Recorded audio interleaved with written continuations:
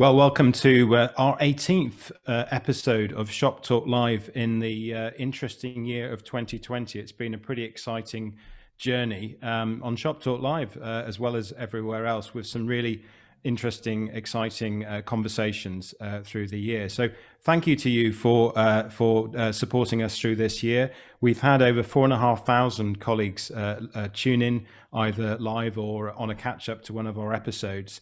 And from 61 countries, the number of countries has just built through the year.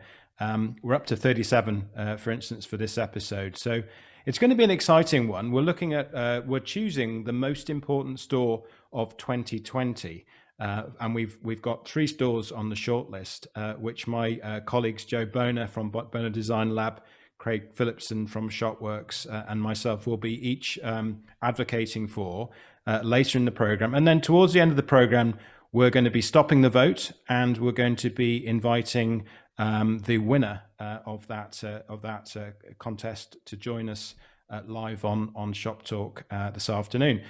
Before we get to that, I'd like to introduce another friend of mine, Mark Dempsey from Global Data. Welcome, Mark. Hello. Hi, Dan. Great to see you again. Nice to see you too. Now you're going to give us a bit of before we get into the most important store part of the program, Mark. You're going to give us a bit of context from Global Data's perspective in terms of what's happening with the consumer and some of the big changes that have obviously impacted on some of the new store developments we've seen already in 2020, and we'll be talking about later. So perhaps I'd let you take that piece away first.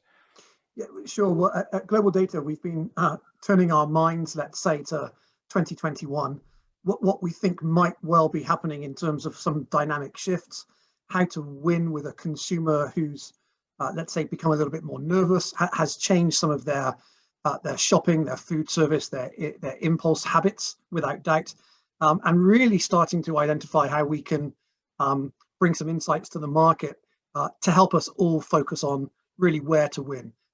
What's going to stay the same and what might change, and how we can lead that. So the idea really is to leverage experience into the future to drive sales and loyalty. That word experience has come up an awful lot over the last few years. And if I just open up with a couple of slides to set the scene, opening with a food service slide, but really to set the context for something that I think is critically important within the convenience store market, standalone C-stores and petrol convenience as well.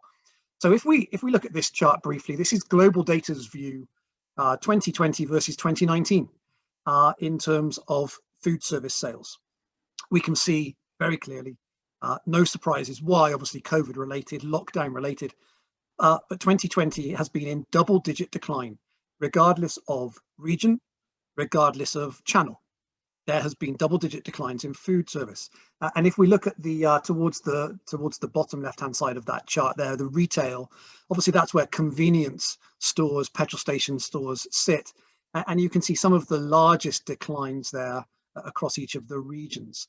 So that's turned my mind to thinking about the fact over the last few years, all of us, I'm sure everyone on the call today has been an advocate of using food service, using fresh coffee, premium breakfast solutions, ready meals on the go, to drive loyalty and to drive sales within the convenience store market. So if those double-digit declines are going to continue, or at least only recover slowly, that causes me to wonder how we can bring the consumer back. So Nick, if you'd move on to the next slide, please. Another identification of risk, if you like, another identification that there's a call to action for us all within the convenience store market. This from a Global Data global consumer survey just only about 6 weeks ago. A third of all global consumers expect to continue working from home in the new normal. Now that might be working from home completely, or just amending their patterns to work from home 2 or 3 days a week, or to shift their commuting patterns to better suit them. Well, of course, this causes a huge risk to our industry, both in terms of traditional traffic, car traffic, but also footfall traffic into convenience stores as a whole. So in a world where we can start to see the consumer interacting with convenience differently, the time is right now to start asking ourselves how we pull them back in how we ensure that the convenience store sector remains front of mind to them. And Nick, just the next slide, please. And just one brief example of how leading C-store players are already thinking differently, already identifying that it might be time for a new business model. I'm sure everyone on the call very aware, very impressed by the developments of Wawa over the last 10 years. Of course, absolutely led by improving with every new store, with every new format, their food service and their overall experience. But here, just recently, we suddenly see a shift towards potentially the need for drive-through. What would that do? Well, that would still retain traffic, of course, but in quite a dynamically different way. Very reduced interaction with staff, very reduced interaction with food service, of course.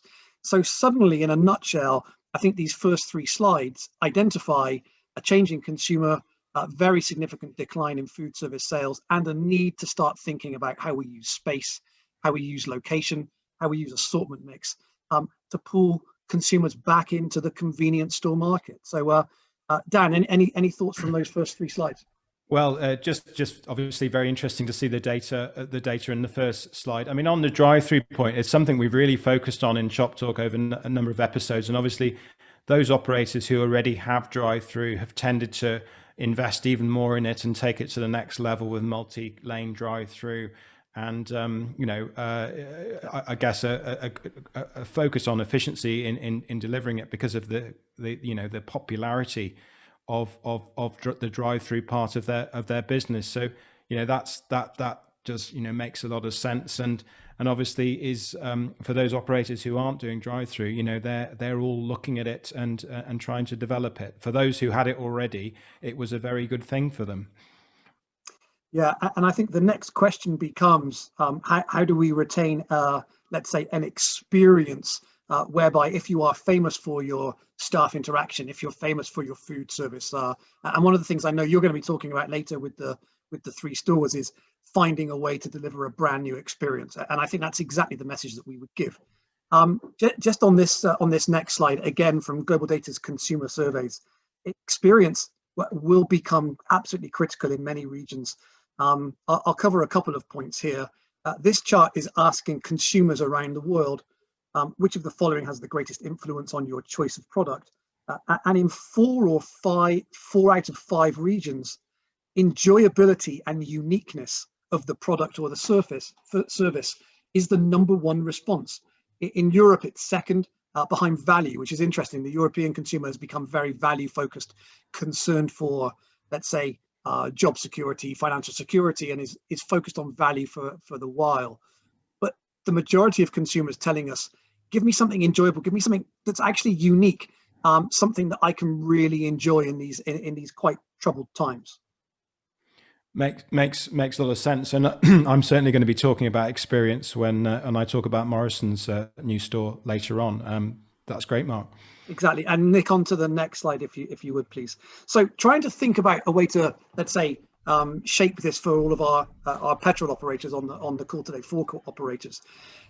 We're beginning to think about this experience, this idea of really connecting with your consumer may mean more than just through a traditional loyalty card, through an app, or even in-store experience. How about leveraging the coming trend of connectivity within cars, automated driving experiences, and not to think too big or too outlandishly here. Can we see a time coming where a loyalty card is inbuilt into a sat nav or inbuilt into the onboard computer within a car? You come to within 30 miles of a service station that recognizes you, and you're given a reward for changing your route. You're given a reward for skipping 3 or 4 competitors and arriving at that Shell or BP or Circle K, where you're met by name, where you're maybe offered free coffee, where you're maybe offered a free car wash, and certainly just to pause on the images on the right-hand side, leading forecourt retailers all around the world, giving dedicated working space more and more, and trying to differentiate with in-store made bakery, very high premium quality items. So again, this idea of experience linking from loyalty all the way through to the in-store experience. And the next slide, Nick, if you would, please. Just to pause on something that might get mentioned later on. Again, Circle K really focusing on experience and loyalty, even with something which is in existence today, how to just deliver the very best reward, the very best experience from something as ubiquitous as the car wash. So let's not only focus on food service and autonomous cars. Let's focus on doing the basics right and really winning there too. And the next slide, Nick. And I just wanted to, again, think big for a moment in terms of how consumers might respond well to loyalty in the future. High grade experiences might become a key driver. Pause for a moment and imagine a world where the majority of our consumers coming onto forecourts are spending 15, 20, 25 minutes charging up electric vehicles, looking to work safely remotely while that's happening. Could the most loyal consumers, those with the equivalent of a gold card, let's say, the most frequent visitors, be rewarded with a dedicated working space, a lounge style access, if you would, or certainly, if not that far, certainly free coffee, free snacks, and more of a private area, let's say, from which to work or be quiet or make calls. Just bring in, Mark, just bring in a couple of questions from audience members, and we'll try and do that as much as we can today throughout the whole program, so keep them coming in. But one point on that was that someone's just made was obviously if you got subscription on car wash, it does change, it does open the door, doesn't it, to that kind of well, a whole different kind of relationship between the retailer and the customer, which is obviously in this case on car wash subscription based. But thinking about what you've just said, really, Mark, about how that relationship could evolve into more of a business class experience, it does open the door to that. It is already happening, you know, so it's certainly something that a lot of retailers need to bear in mind, isn't it? It's a great point. The idea of subscription led loyalty, subscription led purchases, I think is exactly one way that the convenience and petrol convenience world really might go. Find any way that you can to connect with the consumer and keep bringing them back, because linking this back to the very first couple of slides, their patterns are changing, their habits are changing, and it's really important to make sure that we remain front of mind in this industry. The other question we've had, Mark, while we've been talking is someone asked, when we were talking about drive-through, someone asked, you know, what's the split between drive-through and store sales? And I think the interesting thing is that with some operators, the split has become 60% and above drive-through, with you know, the smaller part of the business going through the traditional route, if you like, in the store. And just to answer the audience member's question on that, and of course, what that's doing, and we had an episode focused entirely on that, excuse me, but the US QSRs are very much sort of looking at their future store designs and actually looking at slimmed down stores, because they're seeing more of their business, you know, not just now, but going forward, going through their drive-through. So they don't need stores that are so big. They don't need so many staff in the store, and they don't need sites that are so big as well. So I think if you're thinking about drive-through, you also need to be thinking about, you know, what your whole site looks like in the future, the size of the site, the amount of investment you need to put into it, and where obviously the locations can be for that site. So I think, you know, that's a whole debate, isn't it? But good question. It is. And one final quick thought on that. Right now, it certainly feels safer to be shopping through your car and not interacting in public, of course. So one final quick slide, and it follows on there, Dan, from your point about thinking about how we're changing our investment, how we're changing our business model. Yeah. Dark kitchens, sometimes called ghost kitchens, really changing the face of retail. And it makes me wonder if convenience store players may actually win here. Kroger is one very quick example in the US, trialing how to use some of its back office areas and turn it into food service distribution hubs to get it out to the local community, of course, reaching tens of thousands of the local community in a way that some food service outlets might not be able to. And a final point that we really do see every leading QSR player now moving into dark kitchen operations, even McDonald's in the UK. So this really appears to be quite the way forward. And I know that you're going to be representing that point of view on one of the store visits shortly. I think this is a huge subject, and we'll certainly talk about it a bit later. Just two more questions before we move on, Mark, that we can maybe just reference at least, is that although we saw your chart around food service at the start, certainly in some parts of the world, the Republic of Ireland and Northern Ireland, outside of core centres, which obviously have been massively impacted by the pandemic, we are seeing retail food service sales up, with independent operators really sort of defying, some of the trends that we've talked about. So it is a mixed picture. I think maybe we can't really debate that, but just an interesting point that Scott Annan made on the question. The other question that was regarding the presentations for attendees. We will be sending the presentations to all attendees after the session, just to answer your question on that, Sita. Great. Well, Mark, thanks very much. We've got a packed show, but as ever, great to have Global Data as a supporter for Shop Talk Live. So thanks for joining us. Thank you, Dan. A pleasure as always. Thank you. All right. Thanks, Mark. Right. Well, so what we're going to do now is each of us, if I can invite Joe Boner and Craig Phillipson to join me now. Hi, Joe. Hi, Craig. Hey, hello, Dan. Hey, Craig. Hi. So, guys, we've done, before we kick off, we've done this many times this year. So you're very much regulars on the show, and we decided to divide up the three retailers that on our shortlist between us, didn't we? So I'm talking last about Morrisons. Joe, you're in the middle talking about Circle K in Norway, and Craig, you're first up, aren't you, to talk about Asda on the move at EG Group? Yeah, well, and thank you very much. I am slightly worried, as Joe has the most recent experience of voting in elections. So let's hope we don't have any legal moves at the end. I'll be counting. Okay. So Craig, why don't you you're gonna make the case for Asda on the move at EG Group. So why don't we hand over to you to do that? Thank you, and thank you for inviting me. And it's been, as you said earlier, an incredible year, and not necessarily for all the right reasons or good reasons. And I think you've done a tremendous job actually whittling things down to three contenders. I think there has been some amazing innovation this year across the industry. And what's great is that COVID hasn't stopped everybody innovating and learning. And what we hear from other industries, as you know, we do some work in cinema and hospitality and so forth, is that this year particularly, everybody in those other industries has looked to convenience retail for their guidance. How did these people, how did they react quickly to the COVID situation? How did they redefine what they were doing? And I think that's a real credit to the industry in general, and a wider accolade. And I think what's great now is almost everybody we speak to is saying, okay, what have we learned from COVID? What are we going to keep going with? What do we need to work harder at?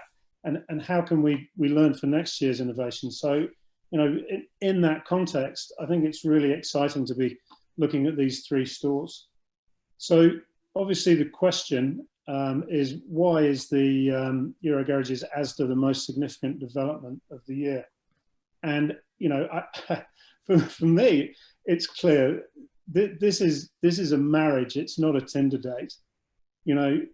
EG Group have gone out and they have bought Asda, which is an incredible marker for the industry, where a convenience retailer is going out and buying what many of us would consider to be one of the big grocers, and and taking it and saying, okay, this is something that we can really build our business on. And the sheer scale of the opportunity is fantastic. Over almost 7,000 stores, almost 200,000 colleagues, Europe, the US, Asia Pacific. You kind of start asking yourself who or what is going to be next. I mean, I know Nero had a close shave, and I mean, more fool them is my opinion to that. Not only have they looked at Nero, they're rolling out 150, I think it is. Dan, is that right? 150 Cinnabon. I'm not sure about Cinnabon's just been introduced in their new Frontier Park location, which is the one we featured earlier in the year in Shop Talk, which has multiple drive-throughs. But I don't know whether they've announced the rollout for that yet. Well, and Sparrow Pizza is another one. Naked Pizza. I mean, Yeah. it just keeps going. And for me, this Asda move is just representative of a convenience retailer saying, we are in the business of being excellent and in the business of making money and selling stuff to our customers. And I think we've all known that about Eurogarages. You go in there and you feel that they're in the business of trading, and, and it's super, super exciting. And I think my question would now be, how will the oil majors react to that? You know, I have this kind of fantasy conversation in my mind where Ben van Beurden, the CEO of Shell, is calling Sharon White, the CEO of John Lewis Partnership, and saying, you know what, how much for Waitrose? You know, that's how significant I think this move is. Great point. So if we kind of then look at the store itself, you know, we, as you know, we tend to look across two dimensions. One is the customer journey. So how are people going through their journey of shopping from a distance, at the window, on the threshold, or inside the store?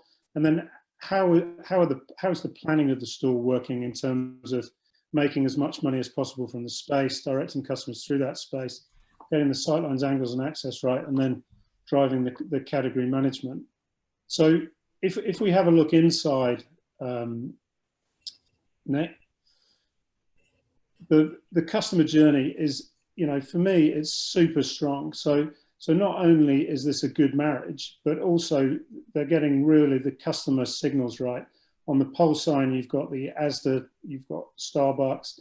You know, it's clear that you're in for a new offer. In terms of the storefront, the entrance is clear. On all of those little markers, all of the bollards, you're getting messages about parcel return. So already you're learning, as a customer, you're learning that the Asda relationship is going to be better for you than what was there previously. You go. Greg, if I maybe could just ask you a quick question, how have you seen the difference in sort of the shopping behavior in terms of the customer journey? How has this been a bit different as compared to maybe what they would have done in the past? And you know, what have you seen so far? Joe, it's a good question, and what I felt when you get into store, you know what you're confronted with is those fresh, you know, the fresh flowers, the fresh area, food to go, food for later, clear messaging, dairy. You know you're getting that Asda experience. You then look to your left, and you know there's the checkout. You've got the confectionery on the left.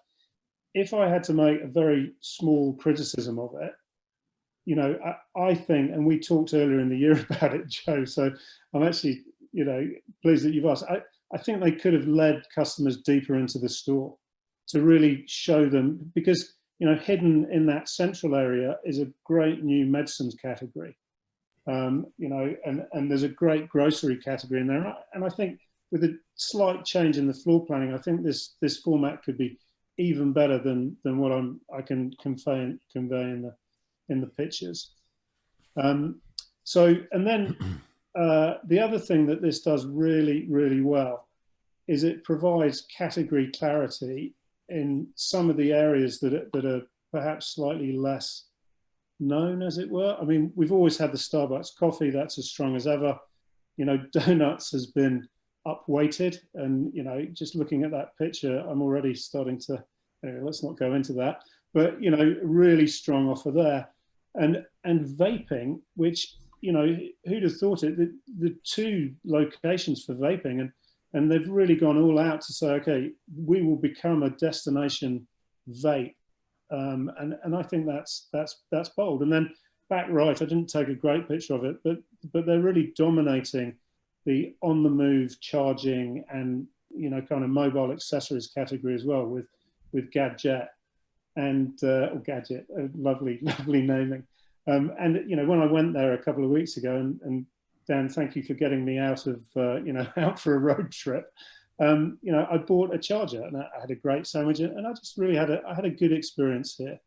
So, you know, I think in summary, you know, vote EGIAsda. I do really believe it's an industry shaker and changer. And if you don't vote for them on that basis, do it because they donated 4 tons of food to the UK COVID effort back in lockdown V.1. So if I can't get you on the practicalities, I'll get you on the heartstrings. Well, nice job, Craig. Now, Joe, can you beat that? Oh, yeah, absolutely. I think so. That's obviously a great job. And I would say that, first of all, there's probably, if you look around the world, I could only imagine how many, retailers probably feel that they've been, at the forefront of coming up with great ideas. And, I always find that, innovation doesn't come from folks like us. It comes from retailers and, pushing out ideas because they're the ones responding to the times and and consumer behaviors and so forth. And so I'm, really pleased to see that I'm sure you had a hard job of just trying to whittle it down to having just 3 companies to feature. But, I think all of them deserve congratulations. All of them have done a good job. And I think all of them are deserving. Having said that, I do think Circle K is probably at the top end of that for several reasons, and primarily, sort of follow up a little bit on Mark and Mark's comments about experience. I think that if you think about good retailers who are at the forefront of innovation, it starts off with the offering and getting your product offering correct, and then there's a level of customer service and how you serve customers. But the word he used is experience, and I think in my mind that experience is beyond design. It's how you interact and communicate and engage with customers, and I think in that area, Circle K has really been leading the world in mobility, and I think the pandemic certainly accelerated the use of technology, but I think they were well ahead of the pandemic in terms of developing some of these things. So if we can go to the next slide, we know that in Norway in particular, we know that Norway in itself is sort of at the front edge of EVs and charging. And we know that 50% of new car sales are EV and 20% are plug-in. And in less than 10 years, they went from almost 0 to 72% of cars have some sort of a plug on it. And if you look at this new station that they just opened in July of this year, they've got 12 Circle K EV chargers, and they've got 20 Tesla superchargers. So that's 32 chargers. And obviously the planning of this was before pandemic, but it just shows you that they were at the front edge of trying to say, where's the future going? How will people be driving? What will people in transit look like? What kind of vehicles will they be driving? And how do we start to plan for that future driver who have to plug in for 15 or 20 minutes? And then how do we better accommodate them? So, not only Norway, but Circle K has really been at the forefront of just electrification. And what that's allowed them to do is be at the forefront of electrification behavior. So they've been actually, while people are just now starting to think about it, they've been actually gathering data. They've been actually following what customers have been doing. They've had a huge advantage in terms of being able to just follow what customers want. How do they plan their trip? How do they behave at the forecourt? And what are the expectations from the in-store experience? So they're learning, and they're well ahead of the curve in terms of, how do they better serve people once they come into the store? And, the interesting thing, which I love, is you could actually charge your car from your phone. Obviously you've got to take the plug off of the charger and plug it into your vehicle, but then you use your phone to activate it. You can go in the store, get something to eat, maybe use their free Wi-Fi, do some work. When you're done, you could use your phone to say, payment, send payment, and then you sort of go out, unplug, and go away. So, just the fact of being able to make the experience easier, quicker, is just really amazing. But it doesn't, their mobility experience doesn't stop there. You know, they've really were doing things again before the pandemic, but license plate recognition payment systems. I mean, that's just incredible that they were already looking at doing things like that. Click and collect. Obviously, they were in the planning stages of that, but now obviously with the pandemic, they were sort of ahead of the curve and really were able to sort of implement click and collect for those who wanted to use their phone, their app, and self checkout. And so, you know, if you think about safety and maybe not wanting to, you know, necessarily be engaged with a lot of other people in this sort of time, you know, just the ability to be able to get a coffee or a sandwich and be able to check out yourself, you know, provides just another option, as well as being able to use mobile payments, contactless payment systems. And then finally, home delivery. You know, they've partnered with a number of places like DoorDash, who actually just went public this week. If anybody was watching that, their stock, you know, skyrocketed the first day. But yeah, so home delivery is also something that they were working on. And the thing that I would say about all of these things in isolation, you know, we tend to look at these as isolated things the customer, the retailers are doing. But Circle K sort of had an overview and a global perspective of how do I put all these together in a seamless way where they're not isolated mobility applications that we're going to just sort of, you know, bolt onto our store, but we're really going to sort of do this in an integrated way where it's all seamless. And what we're doing is we're giving customers a choice. They've got multiple choices for engaging with us. And so their customer experience is whatever they want it to be. And the customer is sort of in control. And if you go to the next slide, you'll even see that I think, as Mark had pointed out, you know, that idea of customer convenience and creating a seamless digital experience doesn't start and stop with the store, but they've actually extended it to their car wash.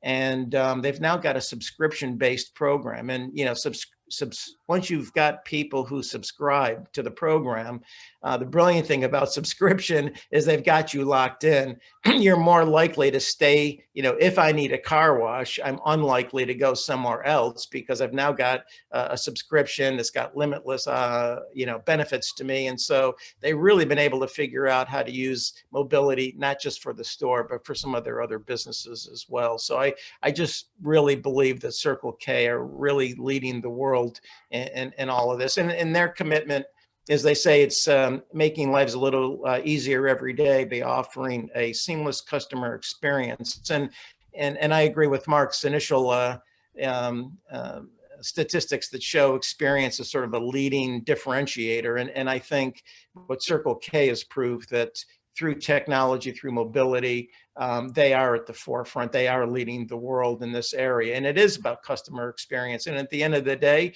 it's, you know, making lives easier for people. And that's what they have been committed to. And I think their store is very impressive. And I can't wait to keep watching some of the other things that they're going to be doing in the future. Great. Thanks very much, Joe. Well, if this was a poker game, I think I'd you know, you've done a great job, you guys, and I'd need to find some aces to put on the table. But, you know, maybe I've got a couple. So let me tell you about Morrisons and what they've been doing. So I guess, you know, just to, again, put it in context, there are lots of other stores in addition to the three that we chose for our shortlist, but we have chosen them for very good reasons. And that's true for all three stores. But I'm going to be talking about Morrisons Market Kitchen, this store in Manchester, first up. Obviously, this isn't Manchester. And I'm not talking about Morrisons, but I think this is one of my aces because if we look back, many of us were at the NACS Convenience Summit Asia in Shanghai a couple of years, well, less than 2 years ago, amazingly. One of the things that we really were told there, and I think really made a big impression, was to think about the boundary between offline and online commerce and to look at some of the new developments in China where consumer tech is really ahead of us in many ways in terms of how people shop. And, you know, there were many lessons there for where we're headed. And in many ways, there was more learning then and probably now in China in terms of how people shop than in other parts of the world where we're perhaps more used to going for ideas and to bring them home. And perhaps just going to the next slide, one of the big things that that stood out in my mind. This is Matthew Brennan, who was on our most recent shop talk before this one. One of the things that Matthew said in the presentation was, in some ways, the COVID-19 pandemic has helped the West catch up with China on consumer technology. Interesting way of thinking about it. But if you think about the sort of the disruption and the acceleration, this is the great age of technological acceleration. Part of that is due to the huge change and shift in consumer shopping habits and how they interact with brands and the retailers. And this store, when you go into a store, and this is why you do have to visit stores in person. You can't just look at photos and videos to really get them. But I know you'll have had this experience, Craig and Joe, when you go into a store and you just get it and it works, and it's just as you just think, well, they've really got something with this. And let me just explain a little bit why. So obviously, there's a very convenience orientated core grocery offer, which is still a part of this store, and it's been managed back. So they've got rid of a lot of perhaps unnecessary facings, and it still works and it's still part of the store. But that's not really the story. I mean, this is very much a food service led store. And a lot of the learnings that you see on it are taken from some of the great stores we've seen of recent years. And I'm particularly thinking of anybody who's visited Dublin and looked at Fresh, the Good Food Market, and stores like that, really, which have really redefined experience, that word we've been hearing all through this session. And Morrisons have nailed it. We talked about dark kitchens. Let's just sort of the big standout offer as you walk through the door is char and smoke, but there's a whole range of them. We'll see some more pictures in a minute, but just staying on this one, if thinking back to what's working in markets like China, the stores, the offline stores, as they call them, that will survive and prosper are those where experience is absolutely part of the ambience of the store. And to be honest, when I first saw this store, it was their first standalone market kitchen concept. I think the first one was in Canning Town. They've since opened another one in Edgbaston, actually within a large supermarket in Birmingham, and it really delivers on that experience side of things. And it also really impressed me in terms of how well it was run and managed, because I think we've all been to stores in the past that look good on paper and look good in photography and videos, and then you see a container arrive on the counter and it being ripped open and the coleslaw being poured in, and you think, well, that doesn't really deliver what we thought it did. I think the big difference. Can I ask you a question? Just on, yeah. Interrupt. It just from the video and also from your pictures here, it's a very labor-intensive model. Do you think it's a replicable? Do you think the sales will justify it? I think is my question. Well, there is a choice of food counters just on that point. But the thing is, I think that if you look at the offer on each of those food counters, it's 1 to 2 lines. So it's very, it's a simple. There are simple offers on each of those food counters, and therefore during quiet side times on some of them, the chefs can move between those counters. So actually, it's not as, I think they've really put a lot of time and thought into keeping things simple, and reducing obviously the labor component because of that. And I think the other thing is, if you look at the way the stores run, and thinking about, perhaps we could go back to a picture showing the kitchen. We've got a dedicated kitchen downstairs which supports the counters. The pictures on the two left pictures show what's happening in the kitchen downstairs. Dishes are prepared from scratch there for the counters, the grab and go range, and crucially, and this just brings me back to the Chinese example, the Deliveroo range, if you like, which is obviously a core part of this store, and I think the just thinking about sort of dark kitchens, we're seeing dark kitchens exploding. I think probably even more so than we realize, because it's happening. You know, after all, they are dark kitchens. It's not something which is immediately obvious in terms of how fast it's growing.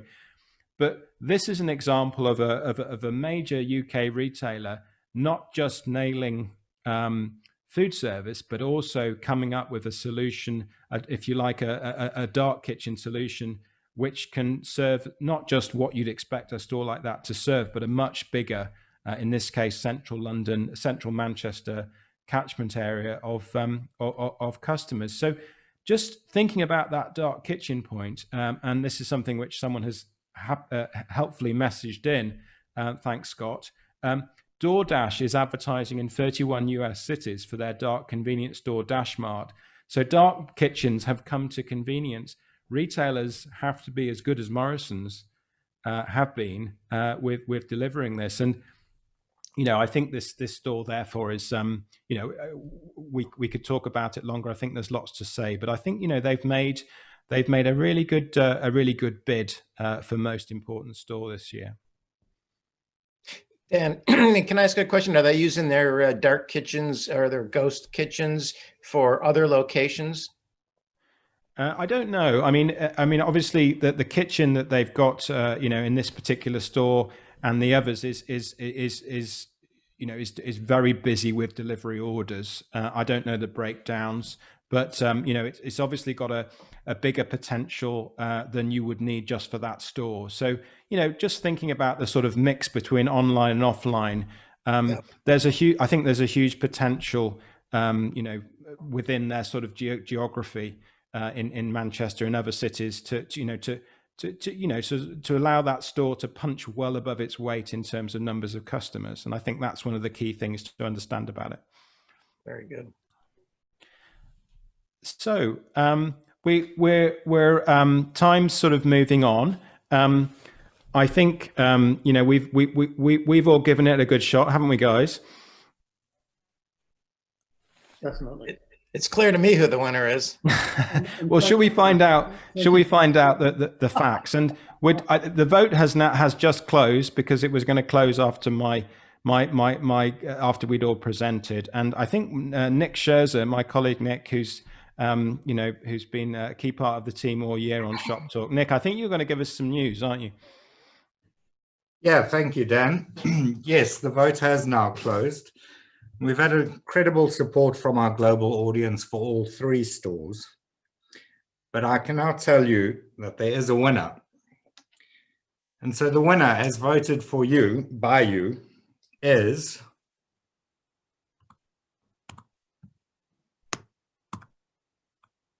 Circle K. Good work, Joe. Well, congratulations to Circle K. I think these guys have done it really honestly, as I said initially, I think all 3 companies are deserving, and all of them should be proud of their effort. All of them should be proud of what they've been able to deliver. And I think both Craig and Dan have done a really good job of sort of explaining, you know, what they've been doing and working on, and certainly congratulations. But yeah, I'm delighted for Circle K. I'm sure they're extremely pleased as well. And yeah, my hat's off to them for doing a great job. And boy, keep it up. I can't wait to keep watching what they're going to be doing in the future. Well, I think what's happening now is that Nick and Jenna are working behind the scenes to bring Anne, Helen, and Snorre on as guests on the program. So while they do that, perhaps I could just say a couple of things. I've got some more details on each of the stores, and I've just got the piece of paper here on some of the results that the Circle K store, this Bambler store, got this year, and we can perhaps. Sorry, by the way, Dan, I just want to say that I'm sure glad that we did win, because I was gonna have to say there would have to be a recount, and I really didn't want to go there, but fortunately, no recounts are needed. Terrific. So we've got Anne Helen with us. Anne Helen, first of all, congratulations. Thank you very much. We are really proud that you have voted for our store at Bamble to be the most important store of 2020. Well, perhaps, and Snorre, welcome and congratulations. Thank you, thank you. Very much appreciated. Well, well deserved. And look, why didn't I was going to talk a bit about some of the numbers that you've submitted, but what we've got is some lovely photos that you've sent us. So why don't we pull those up on screen, and perhaps you could talk us through, tell us a bit about what some of the results were, because I mean, I think, the global industry, obviously this vote's proven it really, because we've got a very representative audience, as you've seen, across in this case, 37 countries for this particular show. But the global industry is very much focused on Norway, guys, isn't it? To see how you cope with electrification, how you could come up with a business model that can work. So perhaps we could pull up a few pictures.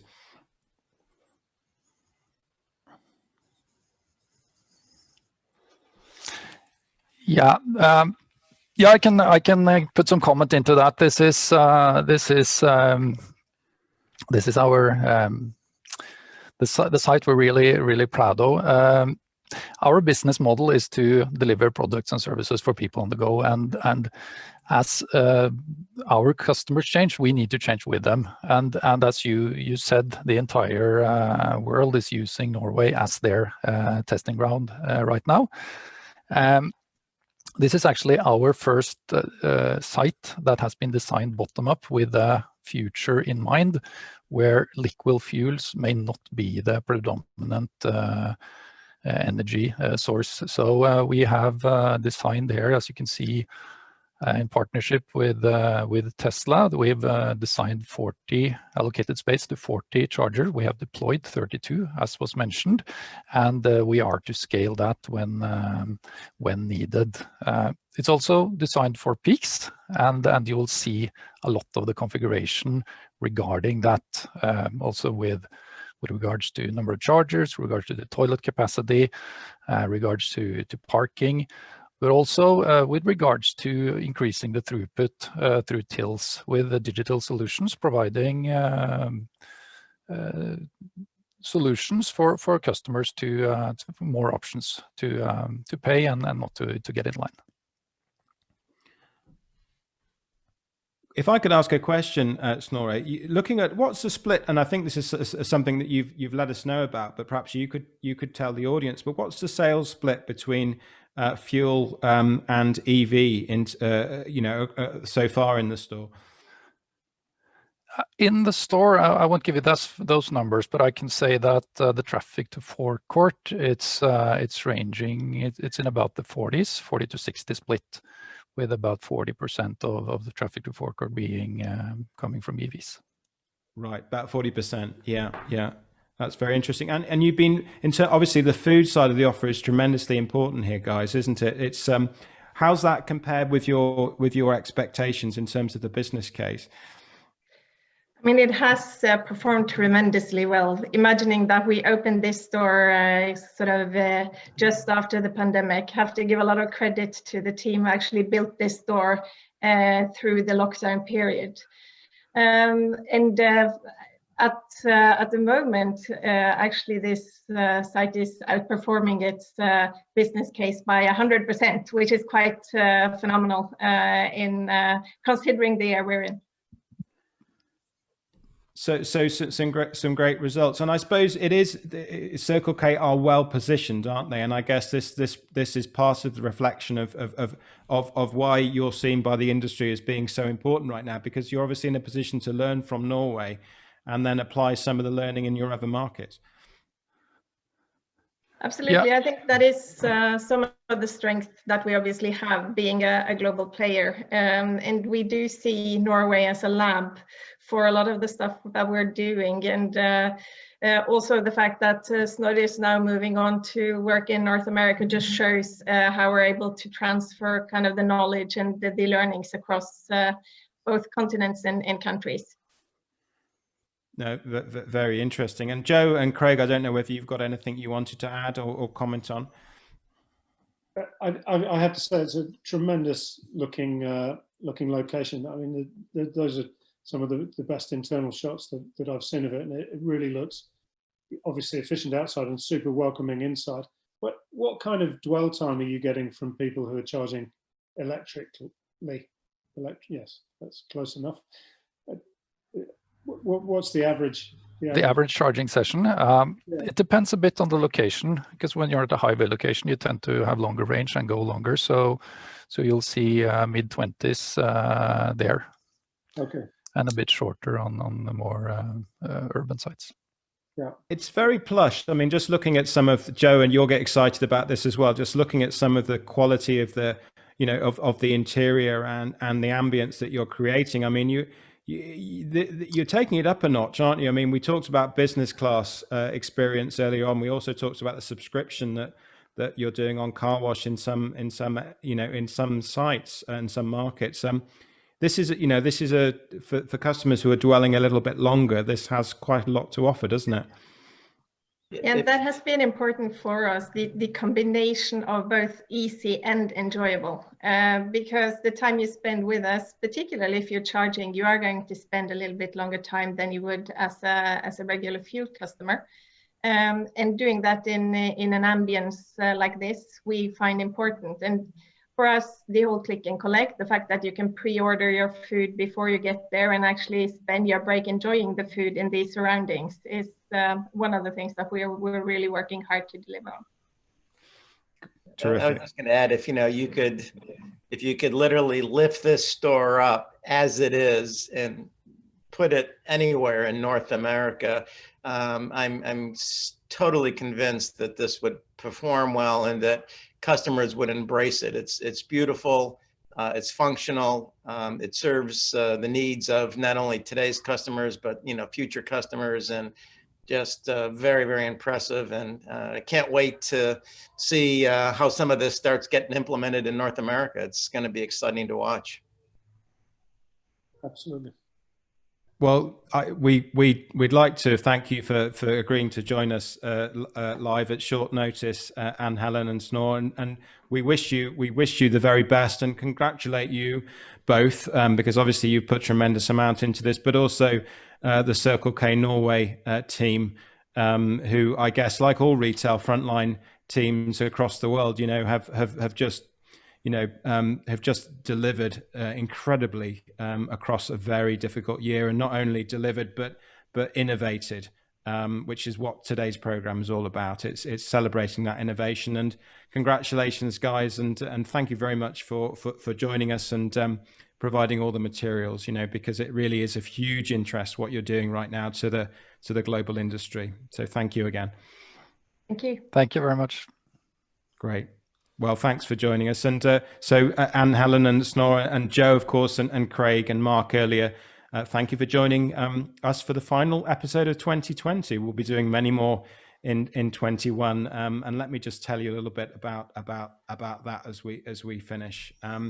So perhaps we could just run the last slides, and I'll sign off. So thank you again for today's panel. Just a quick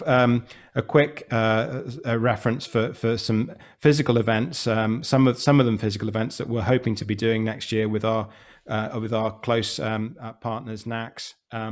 Convenience Summit Asia coming up in March, and then we're hoping to see many people. I'm hoping to see many people. I'll be certainly attending the Convenience Summit in Europe in Dublin, and hopefully back at the NACS show as normal, which will be in one of my favorite US cities of Chicago in October. So very much looking forward to that. And finally, just to thank you all in our audience, our 2020 audience. These are the final numbers we've got to. We run the country count religiously. We keep trying to challenge that number upwards, and it's now up to 65 countries have engaged with Shop Talk live this year, over 5,000 viewers. So thank you for joining us, and we look forward to re-engaging with you after a very well earned break for us all over the festive period. Thank you to our sponsors, who obviously we couldn't do this without: Liquid Barcodes, Greenprint, Shopworks, PDI, Friado, and Bona Design Lab. And until the next time, good afternoon. Thanks for watching. Have a great festive season and a great start to 21, and see you then. Good afternoon.